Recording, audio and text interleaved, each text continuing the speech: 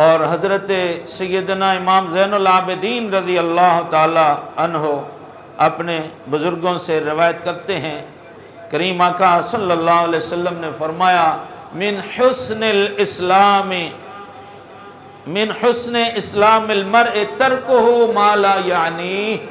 سیدنا امام زین العابدین رضی اللہ تعالیٰ عنہ راوی ہیں، فرماتے ہیں کہ میرا نانا جان نے فرمایا کسی بھی مومن مرد و عورت کے اسلام کا حسن یہ ہے، اس کی خوبصورتی یہ ہے کہ ترک و مالا یعنی جن باتوں کی ضرورت نہیں وہ باتیں نہ کی جائیں، جس عمل کی ضرورت نہیں وہ برا عمل نہ کیا جائے، جس میں شک شبہ میں انسان پڑتا ہے اس کو چھوڑ دیا جائے، ایسا نہ کیا جائے کہ کوئی عمل کر کے تو پھر اس میں شک اور شبہ کی بات کی جائے، نہیں۔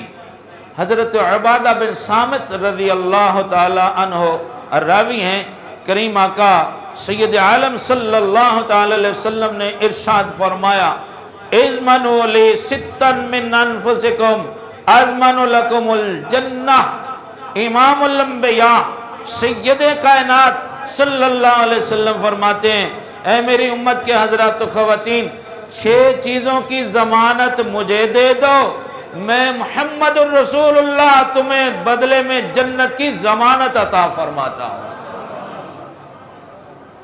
بھئی پہلے بات یہ سمجھیں کہ ضمانت کا کیا مطلب ہوتا ہے کہ تیسرا آدمی ضمانت دیتا ہے، تو وہ ضمانت کیوں دیتا ہے کہ وہ ضمانت کا جو معاہدہ ہوتا ہے وہ اس کو پورا کر سکتا ہے۔ اب جنت کا خالق ہے اللہ تعالیٰ اور ہم ہیں بندے، ہم نے نیک عمل کر کے جنت میں جانا ہے یا برائی کر کے جہنم میں جانا ہے، جنت کے حقدار قرار نہیں پا رہے، تو امام الانبیاء فرماتے ہیں میں اللہ اور تمہارے درمیان ضامن بنتا ہوں، تمہارے گناہ جتنے بھی ہوں تم یہ 6 باتوں کی ضمانت دے دو، میں اللہ کا نبی تمہیں جنت کی ضمانت عطا فرماتا ہوں۔ سنیے وہ 6 چیزیں کیا ہیں۔ کریم آقا علیہ السلام فرماتے ہیں اصدقوا اذا حدثتم، جب بات کرو تو سچ بولنا، جھوٹ نہ بولنا، نمبر 1۔ نمبر 2 اوفوا اذا وعدتم، جب کسی سے وعدہ کر لو تو پھر وعدہ خلافی نہ کرنا، اپنا وعدہ پورا کرو۔ نمبر 3 ادو اذا تمنتم، جب کوئی تمہارا تعلق دار تمہارے پاس کوئی امانت رکھے تو وہ امانت اس کو منوان ادا کر دینا۔ نمبر 4 واحفظوا فروجکم، تمام حضرات و خواتین اپنے زیر ناف حصے کی حفاظت خوب کریں، شریعت کے خلاف اس کو استعمال نہ ہونے دیں۔ نمبر 5 غضوا ابصارکم، اپنی نگاہیں جھکا کے رکھو کہ تمہاری نگاہیں کسی غیر محرم عورت پر نہ پڑیں، عورت کی نگاہ غیر محرم مرد پر نہ پڑے۔ کفو ایدیکم، ظلم کرنے سے اپنے ہاتھوں کو روک کے رکھو۔ یہ 6 چیزیں ہیں، حضور فرماتے ہیں ان 6 عملوں کی ضمانت مجھے دے دو، میں تمہیں جنت کی ضمانت عطا فرماتا ہوں۔ بتائیے حضرات محترم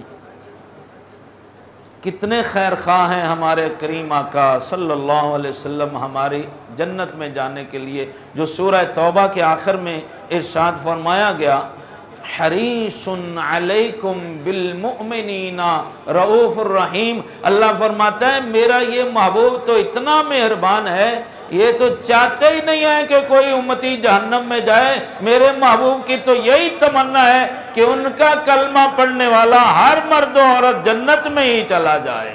سبحان اللہ۔ تو حضور تو جنت میں تمہارے جانے کے حریص ہیں، وہ تو چاہتے ہیں جی۔ تو اب میرے کریم آقا علیہ السلام نے یہ 6 باتیں فرمائی ہیں، یہ ان سب کا ان میں سے زیادہ تر کا تعلق کس سے ہے بھائی؟ زبان سے۔